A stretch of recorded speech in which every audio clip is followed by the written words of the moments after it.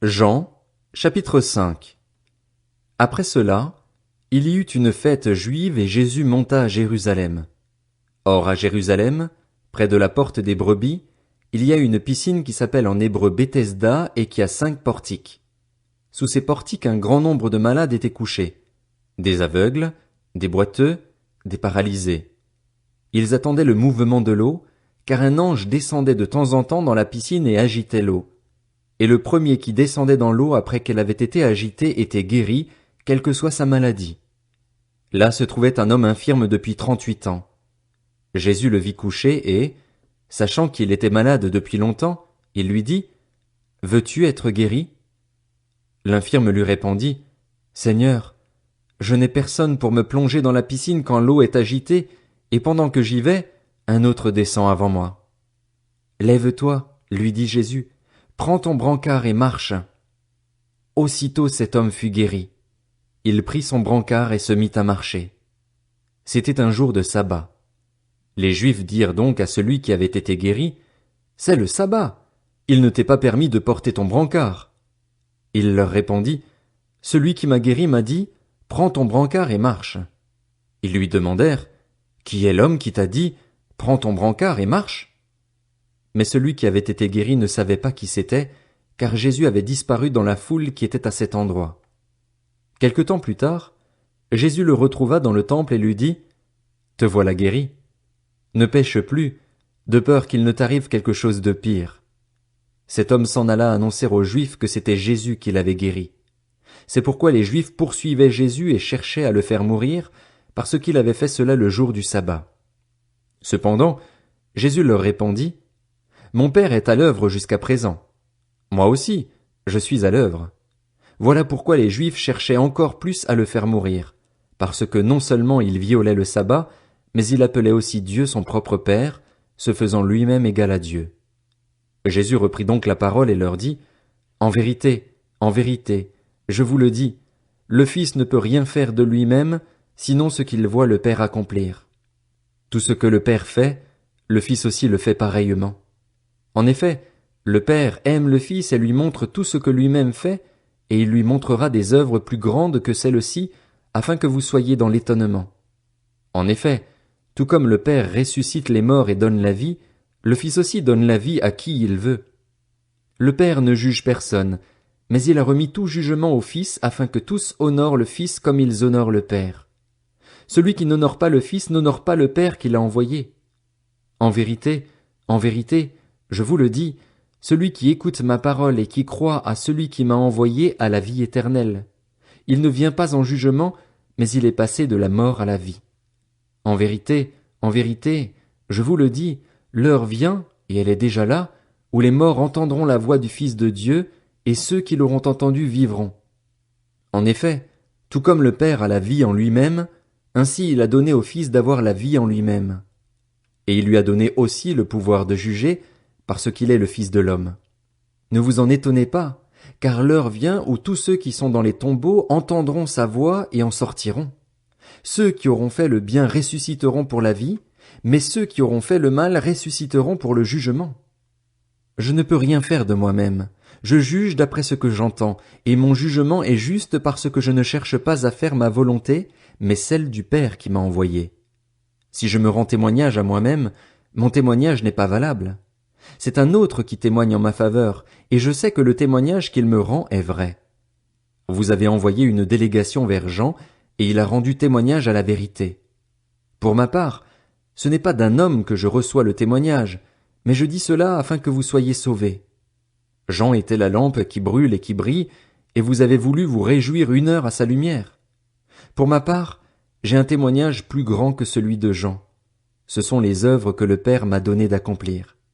Ces œuvres mêmes que je fais témoignent à mon sujet que c'est le Père qui m'a envoyé, et le Père qui m'a envoyé a rendu lui-même témoignage à mon sujet. Vous n'avez jamais entendu sa voix, vous n'avez pas vu son visage, et sa parole n'habite pas en vous, puisque vous ne croyez pas en celui qui l'a envoyé. Vous étudiez les Écritures parce que vous pensez avoir par elles la vie éternelle. Ce sont elles qui rendent témoignage à mon sujet, et vous ne voulez pas venir à moi pour avoir la vie. Je ne reçois pas ma gloire des hommes, mais je vous connais, vous n'avez pas l'amour de Dieu en vous. Je suis venu au nom de mon Père et vous ne me recevez pas. Si un autre vient en son propre nom, vous le recevrez. Comment pouvez-vous croire, vous qui recevez votre gloire les uns des autres et qui ne recherchez pas la gloire qui vient de Dieu seul? Ne pensez pas que c'est moi qui vous accuserai devant le Père. Celui qui vous accuse, c'est Moïse, celui en qui vous avez mis votre espérance. En effet, si vous croyiez Moïse, vous me croiriez aussi, puisqu'il a écrit à mon sujet. Mais si vous ne croyez pas à ses écrits, comment croirez-vous à mes paroles? Jean, chapitre 6. Après cela, Jésus s'en alla de l'autre côté du lac de Galilée, ou lac de Tibériade. Une grande foule le suivait, parce que les gens voyaient les signes miraculeux qu'il faisait sur les malades. Jésus monta sur la montagne, et là il s'assit avec ses disciples. Or la Pâque, la fête juive, était proche. Jésus leva les yeux et vit une grande foule venir vers lui. Il dit à Philippe, « Où achèterons-nous des pains pour que ces gens aient à manger ?» Il disait cela pour le mettre à l'épreuve, car lui-même savait ce qu'il allait faire. Philippe lui répondit, « Les pains qu'on aurait pour 200 pièces d'argent ne suffiraient pas pour que chacun en reçoive un peu. » Un de ses disciples, André, le frère de Simon-Pierre, lui dit, « Il y a ici un jeune garçon qui a 5 pains d'orge et 2 poissons, mais qu'est-ce que cela pour tant de monde ?» Jésus dit, « Faites asseoir ces gens. » Il y avait beaucoup d'herbe à cet endroit. Ils s'assirent donc, au nombre d'environ 5000 hommes. Jésus prit les pains, remercia Dieu et les distribua aux disciples, qui les donnèrent à ceux qui étaient là. Il leur distribua de même des poissons, autant qu'ils en voulurent. Lorsqu'ils furent rassasiés, il dit à ses disciples, « Ramassez les morceaux qui restent, afin que rien ne se perde. » Ils les ramassèrent donc et ils remplirent 12 paniers avec les morceaux qui restaient des 5 pains d'orge après que tous eurent mangé. À la vue du signe miraculeux que Jésus avait fait, ces gens disaient, « Cet homme est vraiment le prophète qui doit venir dans le monde. » Cependant Jésus, sachant qu'ils allaient venir l'enlever pour le faire roi, se retira de nouveau sur la montagne, tout seul. Le soir venu, ses disciples descendirent au bord du lac. Ils montèrent dans une barque pour traverser le lac et se rendre à Capernaüm. Il faisait déjà nuit et Jésus ne les avait pas encore rejoints. Le vent soufflait avec violence et le lac était agité. Après avoir ramé environ 5 kilomètres, ils virent Jésus qui marchait sur l'eau et s'approchait de la barque, et ils eurent peur. Mais Jésus leur dit, « C'est moi, n'ayez pas peur. » Ils voulurent alors le prendre dans la barque, et aussitôt celle-ci aborda à l'endroit où ils allaient. Le lendemain, la foule restait de l'autre côté du lac remarqua qu'il n'y avait eu là qu'une seule barque et que Jésus n'était pas monté dedans avec ses disciples, mais que ceux-ci étaient partis seuls. D'autres barques arrivèrent de Tibériade, près de l'endroit où ils avaient mangé le pain après que le Seigneur eut remercié Dieu. Quand les gens s'aperçurent que ni Jésus ni ses disciples n'étaient là, ils montèrent dans ces barques et allèrent à Capernaüm à la recherche de Jésus.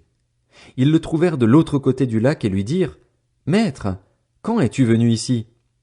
Jésus leur répondit, « en vérité, je vous le dis, vous me cherchez non parce que vous avez vu des signes, mais parce que vous avez mangé du pain et que vous avez été rassasiés. Travaillez, non pour la nourriture périssable, mais pour celle qui subsiste pour la vie éternelle, celle que le Fils de l'homme vous donnera, car c'est lui que le Père, Dieu lui-même, a marqué de son empreinte. » Ils lui dirent, « Que devons-nous faire pour accomplir les œuvres de Dieu ?» Jésus leur répondit, « L'œuvre de Dieu, c'est que vous croyiez en celui qui l'a envoyé. » « Quel signe miraculeux fais-tu donc, lui dirent-ils, afin que nous le voyions et que nous croyions en toi? Que fais-tu? Nos ancêtres ont mangé la manne dans le désert, comme cela est écrit, il leur a donné le pain du ciel à manger. » Jésus leur dit, « En vérité, je vous le dis, ce n'est pas Moïse qui vous a donné le pain du ciel, mais c'est mon Père qui vous donne le vrai pain du ciel. En effet, le pain de Dieu, c'est celui qui descend du ciel et qui donne la vie au monde. » Ils lui dirent alors, « Seigneur, donne-nous toujours ce pain-là. » Jésus leur dit, « C'est moi qui suis le pain de la vie. Celui qui vient à moi n'aura jamais faim, et celui qui croit en moi n'aura jamais soif. Mais, je vous l'ai dit, vous m'avez vu et pourtant vous ne croyez pas. Tous ceux que le Père me donne viendront à moi, et je ne mettrai pas dehors celui qui vient à moi. En effet, je suis descendu du ciel pour faire non pas ma volonté, mais celle de celui qui m'a envoyé. Or, La volonté du Père qui m'a envoyé, c'est que je ne perde aucun de tous ceux qu'il m'a donnés, mais que je les ressuscite le dernier jour. En effet, la volonté de mon Père, c'est que toute personne qui voit le Fils et croit en lui ait la vie éternelle, et moi, je la ressusciterai le dernier jour. Les Juifs murmuraient à son sujet parce qu'il avait dit « Je suis le pain descendu du ciel », et ils disaient « N'est-ce pas Jésus, le fils de Joseph, celui dont nous connaissons le père et la mère? Comment donc peut-il dire « Je suis descendu du ciel » ? Jésus leur répondit « Ne murmurez pas entre vous. Personne ne peut venir à moi, à moins que le Père qui m'a envoyé ne l'attire, et moi, je le ressusciterai le dernier jour. Il est écrit dans les prophètes, ils seront tous enseignés de Dieu. Ainsi donc, toute personne qui a entendu le Père et s'est laissé instruire vient à moi. C'est que personne n'a vu le Père, sauf celui qui vient de Dieu. Lui, il a vu le Père. En vérité, je vous le dis, celui qui croit en moi a la vie éternelle. Je suis le pain de la vie. Vos ancêtres ont mangé la manne dans le désert et ils sont morts. Voici comment est le pain qui descend du ciel. Celui qui en mange ne mourra pas. Je suis le pain vivant descendu du ciel. Si quelqu'un mange de ce pain, il vivra éternellement, et le pain que je donnerai, c'est mon corps, que je donnerai pour la vie du monde. Là-dessus, les Juifs se mirent à discuter vivement entre eux, disant « Comment peut-il nous donner son corps à manger ?» Jésus leur dit « En vérité, je vous le dis, si vous ne mangez pas le corps du Fils de l'homme et si vous ne buvez pas son sang, vous n'avez pas la vie en vous-même. Celui qui mange mon corps et qui boit mon sang a la vie éternelle, et moi, je le ressusciterai le dernier jour. En effet, mon corps est vraiment une nourriture et mon sang est vraiment une boisson. Celui qui mange mon corps et qui boit mon sang demeure en moi, et moi je demeure en lui.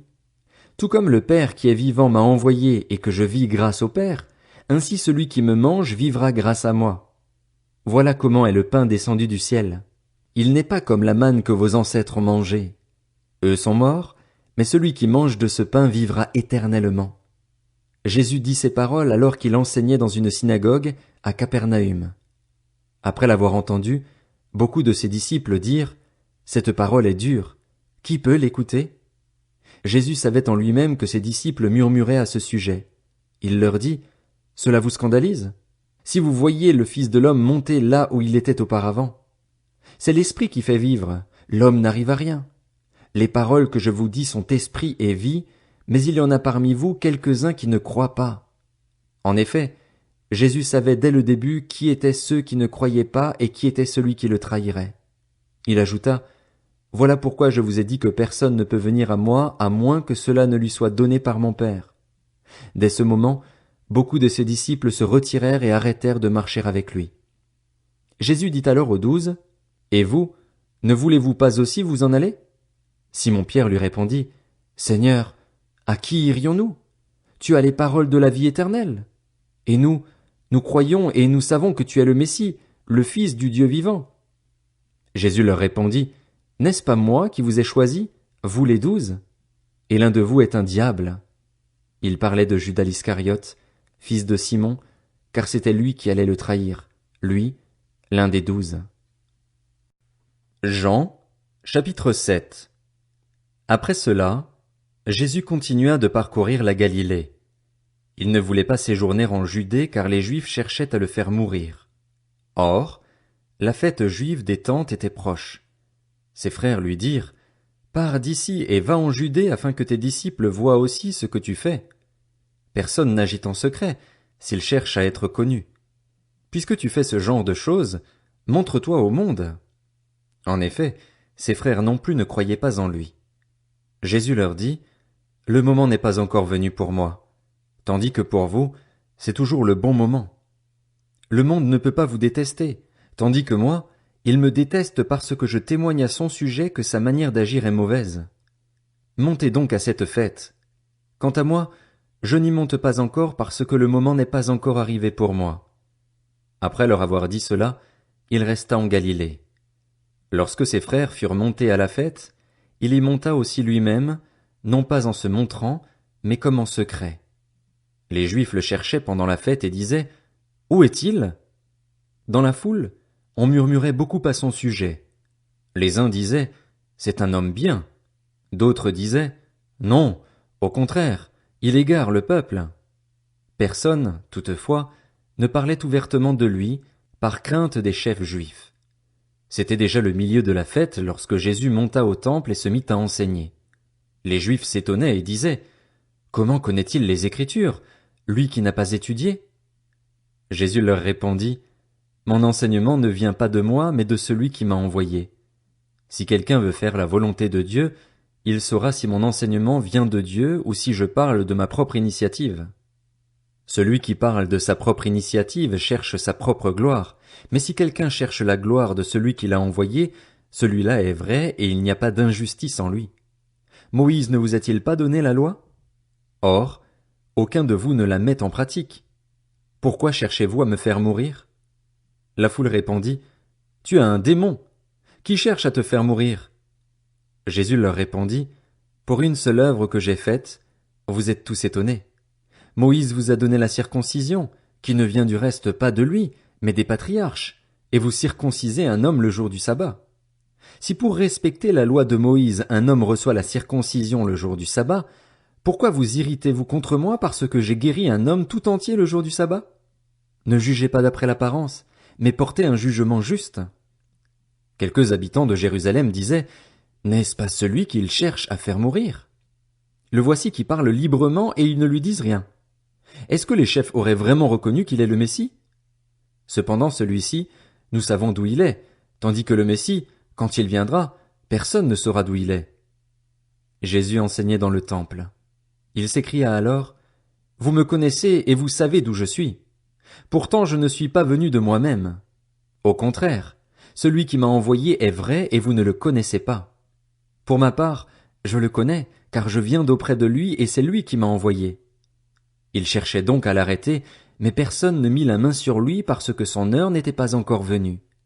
Beaucoup parmi la foule crurent en lui, et ils disaient, le Messie, quand il viendra, fera-t-il plus de signes miraculeux que n'en a fait celui-ci? Les pharisiens entendirent la foule murmurer ces propos à son sujet. Alors les chefs des prêtres et les pharisiens envoyèrent des gardes pour l'arrêter. Jésus dit, je suis encore avec vous pour un peu de temps, puis je m'en vais vers celui qui m'a envoyé. Vous me chercherez et vous ne me trouverez pas, et là où je serai, vous ne pouvez pas venir. Les Juifs se dirent alors entre eux, où ira-t-il, pour que nous ne le trouvions pas? Ira-t-il chez ceux qui sont dispersés dans le reste du monde et enseignera-t-il les non-juifs? Que signifie cette parole qu'il a dite? Vous me chercherez et vous ne me trouverez pas, et là où je serai, vous ne pouvez pas venir. Le dernier jour, le grand jour de la fête, Jésus, debout, s'écria, si quelqu'un a soif, qu'il vienne à moi et qu'il boive. Celui qui croit en moi, des fleuves d'eau vive couleront de lui, comme l'a dit l'Écriture. Il dit cela à propos de l'Esprit que devaient recevoir ceux qui croiraient en lui. En effet, l'Esprit Saint n'avait pas encore été donné parce que Jésus n'avait pas encore été élevé dans sa gloire. Après avoir entendu ces paroles, beaucoup dans la foule disaient, celui-ci est vraiment le prophète. D'autres disaient, c'est le Messie. Mais d'autres disaient, est-ce bien de la Galilée que doit venir le Messie? L'Écriture ne dit-elle pas que c'est de la descendance de David et du village de Bethléem où était David que le Messie doit venir? Il y eut donc, à cause de lui, division parmi la foule. Quelques-uns d'entre eux voulaient l'arrêter, mais personne ne mit la main sur lui. Ainsi, les gardes retournèrent vers les chefs des prêtres et les pharisiens, qui leur dirent, « Pourquoi ne l'avez-vous pas amené ?» Les gardes répondirent, « Jamais personne n'a parlé comme cet homme. » Les pharisiens leur répliquèrent, « Est-ce que vous aussi, vous vous êtes laissé tromper? Y a-t-il quelqu'un parmi les chefs ou les pharisiens qui ait cru en lui? Mais cette foule qui ne connaît pas la loi, ce sont des maudits. » Nicodème, qui était venu de nuit vers Jésus et qui était l'un d'eux, leur dit, « Notre loi condamne-t-elle un homme avant qu'on l'entende et qu'on sache ce qu'il a fait? » Ils lui répondirent, « Es-tu, toi aussi, de la Galilée? Cherche bien et tu verras que de la Galilée il ne sort pas de prophète. » Puis chacun rentra chez soi.